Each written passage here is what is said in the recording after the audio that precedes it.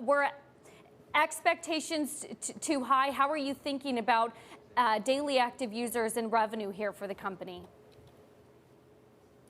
Overall, it feels like a pretty good print. I think they beat on all the numbers, and partly that has to do with, the strong ad spending environment we are in. We've seen that, from the results of Facebook, Google, Pinterest, Snap.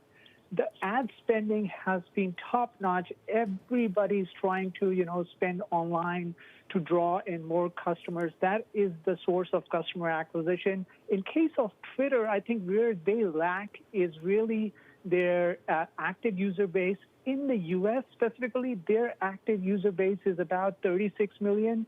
Compare that to Snapchat, it's about 90 million for Snap. So all in all, I think they seem to be benefiting from the tailwind of ad spending, but it's just their user base is much smaller in the U.S., and that is what is hurting their top line. And also what's a worry is life after COVID. COVID-19 bump had been pretty good for social media, now easing back. And Twitter, though, seems to be warning that user growth will be in the low double digits. So paint a picture for us as to what our addiction to Twitter looks like when we can all go out again.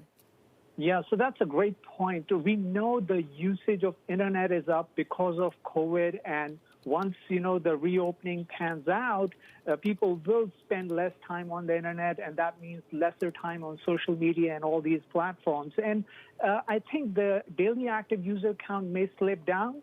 What Twitter has going for them is the engagement. The engagement across that 35 million daily active user base is much higher compared to, some of the other social media platforms we talked about.